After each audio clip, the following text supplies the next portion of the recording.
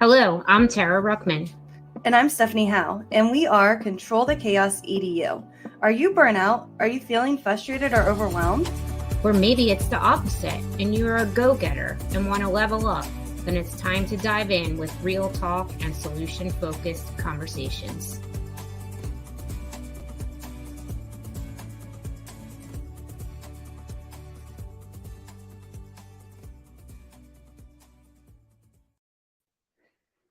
So I just met our guest real quickly for the first time about 5 minutes ago, and I already love her.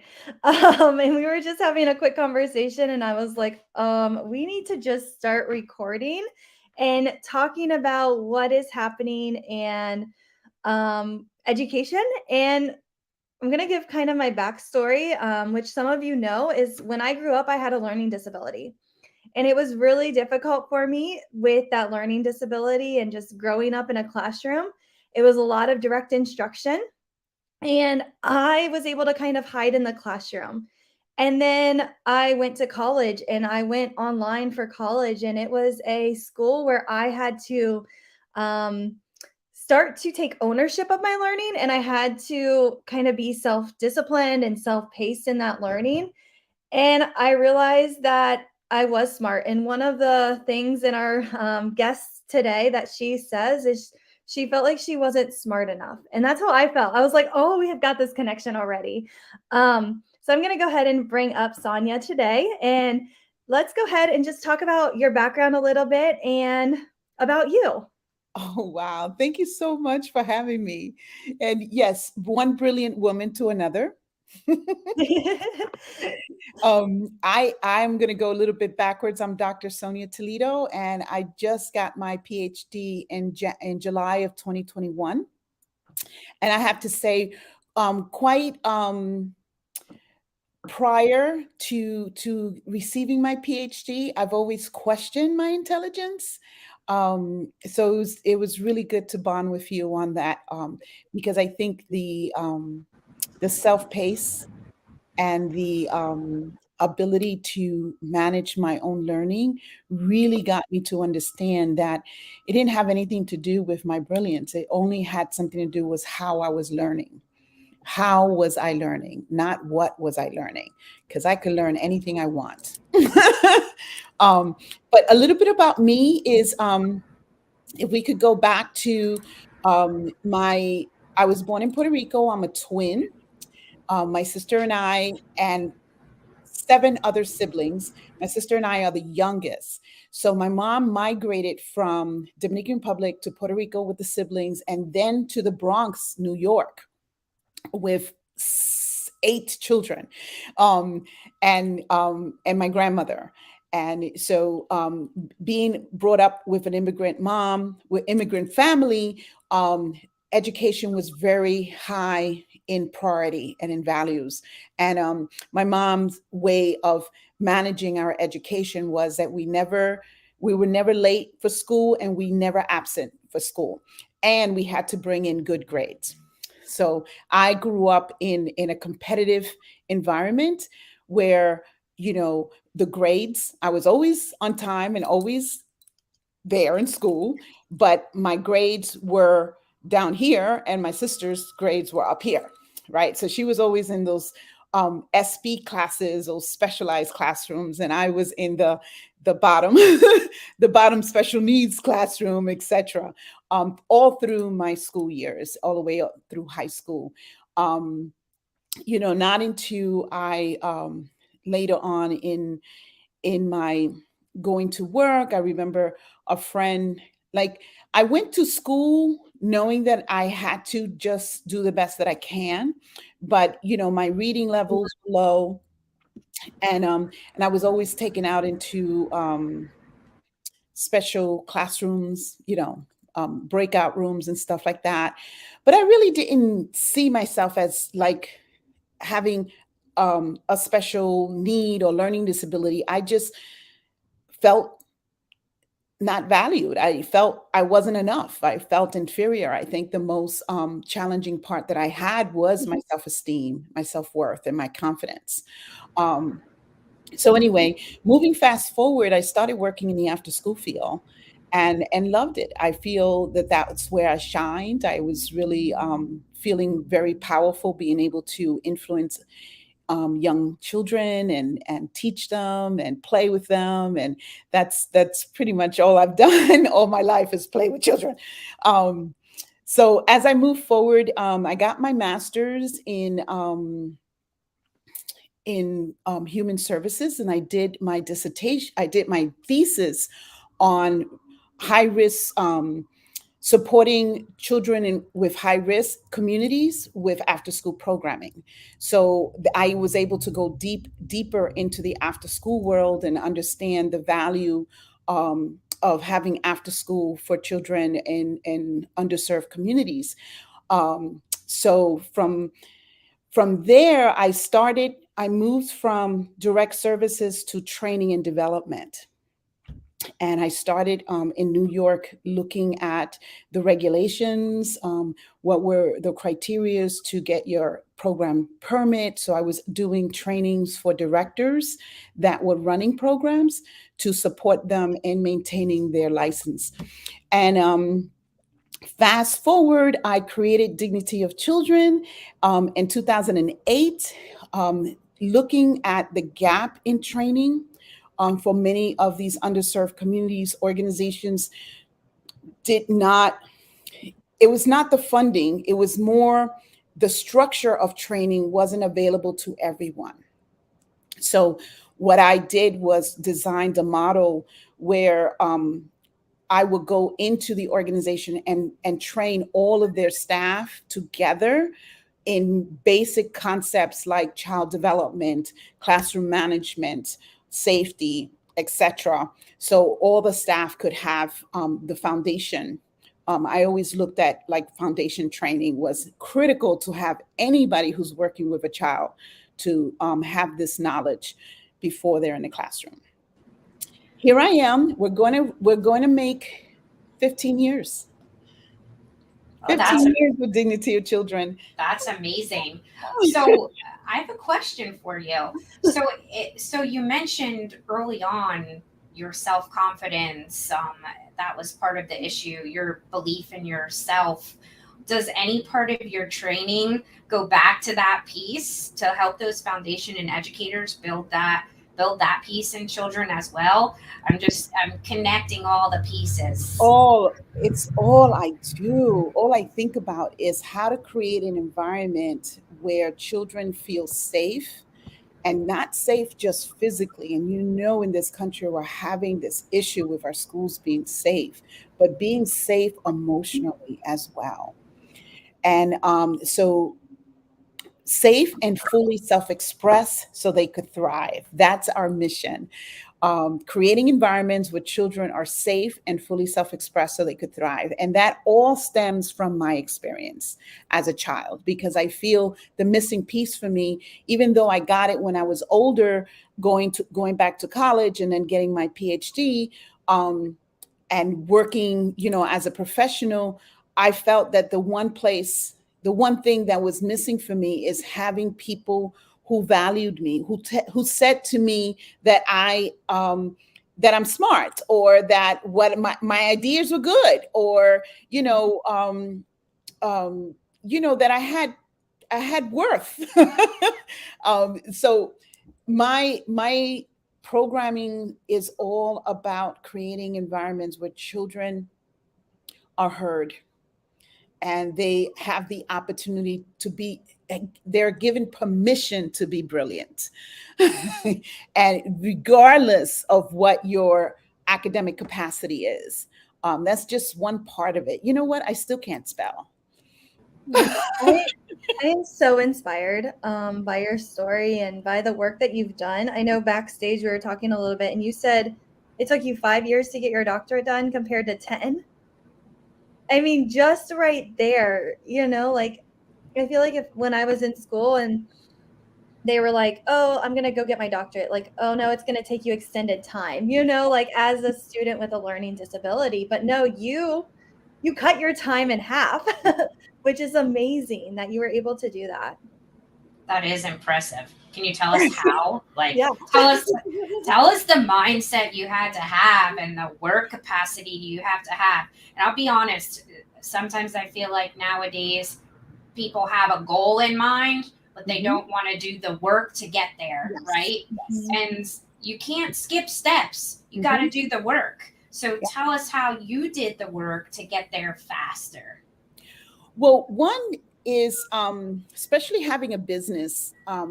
I had to be self motivated. I had to really find ways to get myself to do things without having, the accountability from somewhere else, right? So, well, the first thing I did, honestly, is that I had to share with my family and the people close to me that I was going to go to school, and I blocked off some time during the week and during the weekend that it was my school days. So I no longer could do the, hanging out, let's go and do the spa days every weekend, or go out for, an after work drink. I couldn't do all those things like I used to. So I had to condition my family to respect my time during the time. And I had to learn how to say no a lot, right? Like, oh, I can't do that because my commitment is my weekends are my school, and two nights out of the week was my school time. So the other thing that was very critical for me was not so much the discipline of time, but I remember how I put chart papers all over my house, and it was like big, big notes, because for some reason the visual really made a difference for me.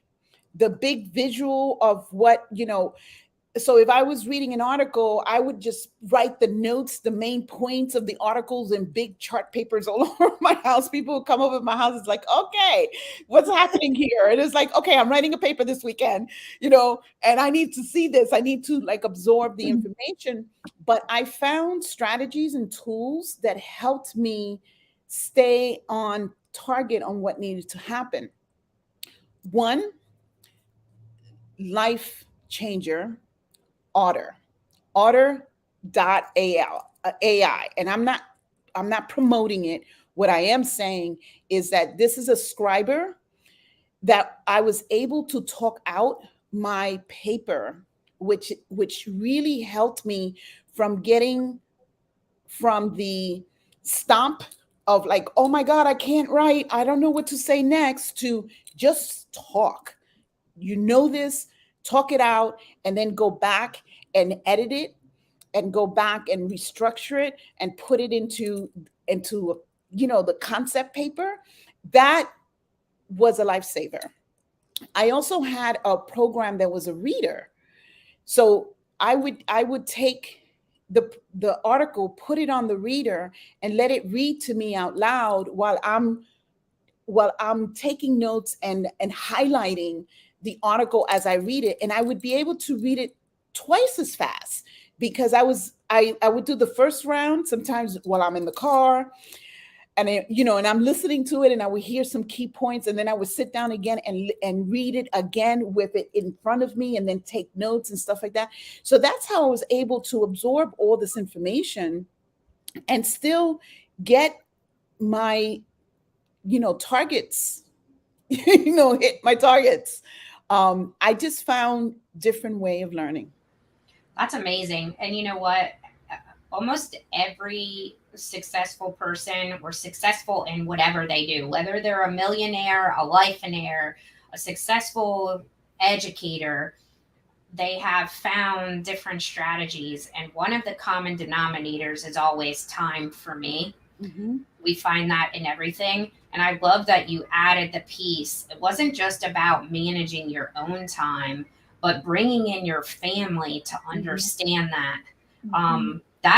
That's a great tip, because a lot of the times, right, we put things in our calendar. We're thinking about managing our own time, but then we don't think about communicating that time management to our families so that they understand, all right, this time is a no-go. I'm not going to be distracted. I'm not going to be going out. I'm not going to be doing all those things, going to get my nails done or going out to dinner. But That's my undistracted time. Yeah. So I think that's a great tip because we talk time management all the time, but that's like that additional, like Mhm. leveling up our time management. That's amazing. I love it. I'm going to use that for sure. Mhm. And every once in a while, I do the same thing because, being in business, and it's like, oh no, this is a block time. I'm not available. And it helps me set my boundaries, Mhm. and be clear on what I need to do. And the other thing too is my process, right? So I don't just sit down and start writing. I have a whole, like, the first 5 hours of the day is a process of just thinking about what I'm going to write. In the last 2 hours of the evening, right before I go to bed, I'm like, writing it all down. So I know I needed all that time. I couldn't just say, oh, I just need 2 hours to get a paper done. No, I need a full 12, 16 hours. Yeah, and I love that you think, all children are brilliant, no matter what. And so you learned ways to help you overcome your learning disability, such as like talking it out to this computer, and then it's, scribing it out for you or listening to audio tapes or whatever you needed to do. But one roadblock that I often hear teachers say when there are these students that really struggle with the traditional way, we expect students to type up a paper, we expect them to do all these different things. And sometimes teachers won't let students talk it out, even though that is a really good strategy. Sometimes I think it's standardized testing that gets in the way. But what are some advice or tips or tricks for that teacher that might be like, we can't do that? Right. Or how do you help teachers overcome that barrier? Well, like you said, it's not that I'm telling teachers that they should let children use scribers, right? This is what I use as an adult. But there are other ways that children could explore their desire to write or their desire to read. So what happens is that if we're reading something that we're not interested in, we're more focused on spelling out the word, or making reading smoothly, like, in a nice, reading voice, than we are with the content that we're reading, right? So the first thing I would say is, if we could start with having interests, even not 100% of the time, but even 20% of the child's life is reading something that they're interested in, at least get them to read for interest purpose, for desire purpose. So there's a sense of practice, and a sense of wanting to do the reading because I like what I'm doing. And the same thing with writing. We make writing so stressful that anytime that it's writing time, I stress out. I imagine as a trainer being in front of the room and like, oh man, how do you spell this? And I'm like stuck, and people will correct me. um, I got over it. Or rather, they got over it. I still can't spell in front of the room. But my point is that just allowing for multiple edits, allowing for process to how to get the conception, and then the practice of Mhm. reading the practice of reading something that I love, so I could get to reading something that I have to. um, it's not like the teachers have all this flexibility, but sometimes just even giving them something to look forward to. So for example, if I need to read, but I'm reading something that I'm reading about something that really interests me, then I look forward to figuring out how to read it, Mhm. even if somebody else is reading it to me, or even if I'm reading with a friend, or even if I'm doing the audio reading it to me, then I'm going to try to read it myself. So there's just ways of we just need to find other ways to first bring the interest in engaging first before we go into the logistics of it. Yeah, If I that love makes no, sense. I love what you were saying. And Tara probably doesn't know this because I haven't shared this yet, but we're working on a book right now, and we're in the editing stage, and we've got the document up, and I'm like typing, and Tara's going back and fixing my spelling, and I'm like, thank God, like, but it's because we have that relationship where it's not judgmental, like. She knows I'm just getting my ideas out there, and she's like, I'm going back and I'm just gonna fix it, and it doesn't bother me anymore. But when I was in school, that really like bothered me because I felt like I wasn't smart enough or whatever. But now I'm like, I got to get my ideas out there because I know my words and my voice um, is meaningful, and I do have things that I need to do. But it's nice to have that friend that is able to go behind me and, hey, this is how you actually spell that word. Yes. So before, when I was in school and I had to go up to the board and write, I would substitute words for words that I knew to spell. And then it would be like very like basic vocabulary, but I was like, I know how to spell this word instead of this word. And so I'm going to use that in replacement of the higher academic vocabulary. Like I know it, but I don't know how to spell it. And so then it didn't make me sound as intelligent either. So thank you, Tara, for being my like letting me get it out there and being that person that is able to not judge me and just fix it. Yeah, and that makes a huge difference, is having people around you that are not judging or how you call it, just correcting constantly. Like they don't let you take don't let you express completely before they're already correcting every bit of the way. That hinders the creativeness, your creativity, your opportunity for expression. And the flow, just And the simple flow, right? But I will be honest, I'm not a great speller either. It's a lot of spell check, not me. Yeah, and I'm just like, I got to get it out there because of that flow, which is really funny. But it was interesting because backstage, I'm going backstage a lot because we had such a great conversation, and I was like, we just got to hit record. But you were talking about even today, you struggle with sometimes feeling brilliant, and it depends on the room that you're in. And I love that because it's true. And we've got to surround ourselves with people that are not judgmental, that allow failure, that allow the time to go back and edit instead of like everything has to be perfect right now. So I appreciate you bringing that up too. Yeah.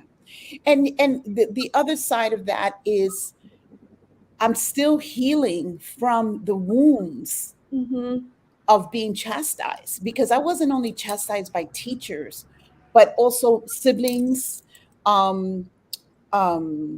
jobs, real quickly, I got chastised because I shared that I had a learning disability with one of my colleagues, and my boss literally fired me because he said, I didn't know this information, and you forcefully um, um, presented yourself inappropriately. So you are no longer working here. And he literally said, you're fired. And the HR person was like, no, you can't do that. So I had to like go through a whole, as an adult, I had to go through a whole process of evaluating myself to document myself as a learning disability so I could stand on my ground as a grown professional, that you need to make accommodations for me. I don't have to announce that I have a learning disability. It's against the law. So even those 2 years that I was in that position, I felt inadequate. And as soon as I removed myself from that environment, I blossomed. And it's those people that you don't want to share with, because they are going to judge you. And I know for me, there are people where I don't bring it up. And then once I get comfortable with someone, I'm like, hey, I struggle. I struggle with learning, and I struggle with reading and spelling and all of those different things. So who was your advocate in school? Would you say your mom was an advocate for you, or did you have to advocate for yourself? I kind of, it's a really hard call because my house being a competitive force, I was always like pushing myself to try as the best that I can because I didn't want to be left out or I didn't want to be the last one, right? So I was always kind of competing with my siblings. So that drove me.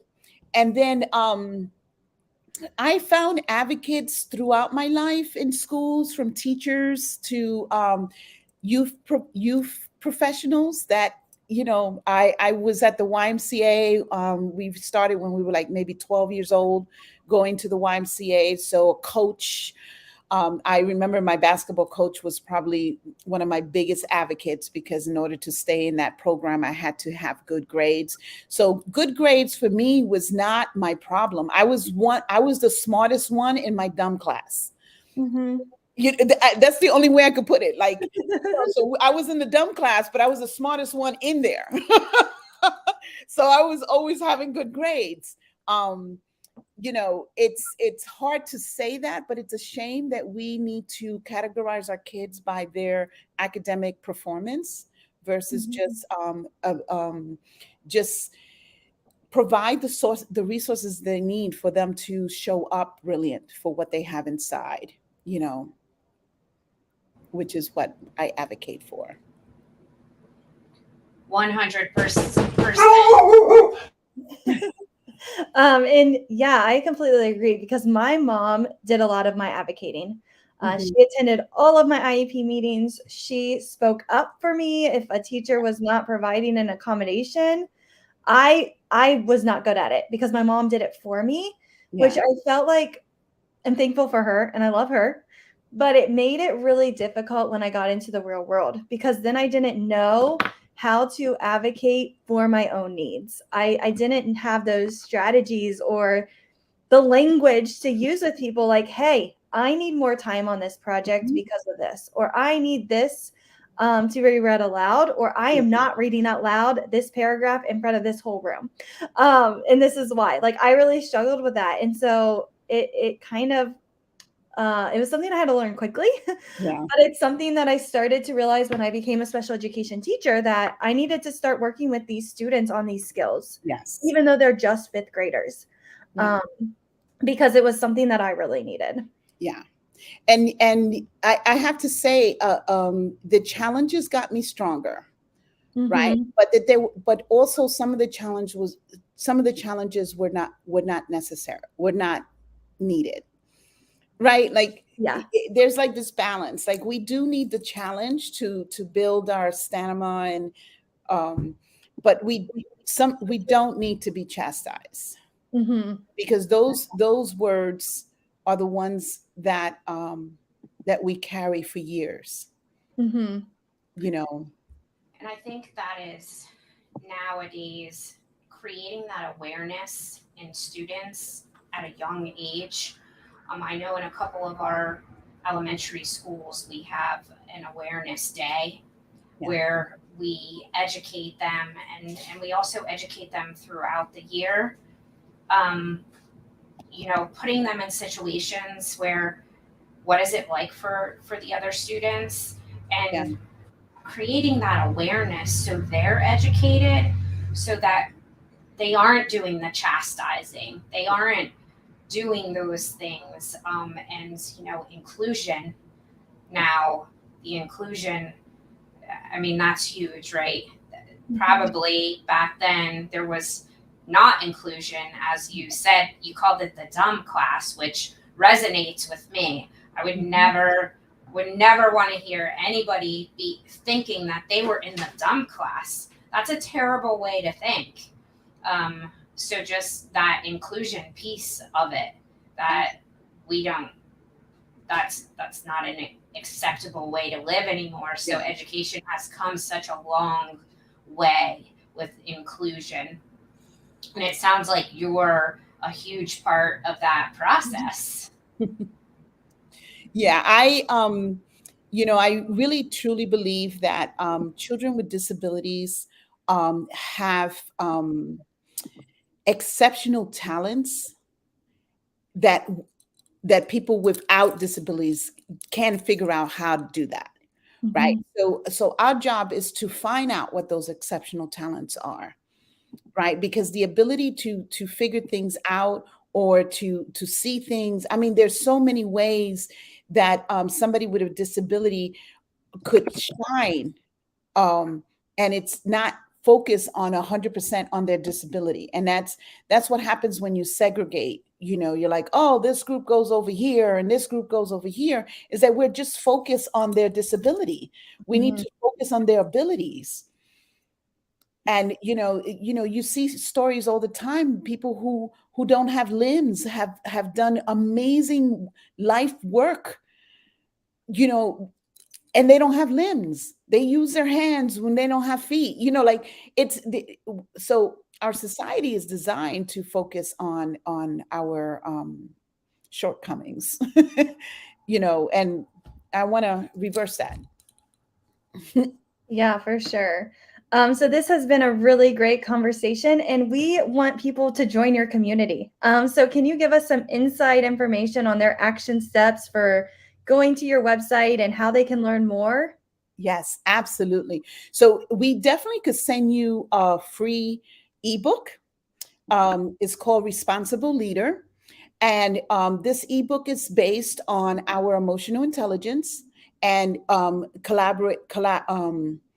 it correlates with stress in the workplace. And I did my dissertation on about 87 after-school directors took an assessment, and we correlated that, yes, if you have high emotional intelligence, your perceived stress is lower.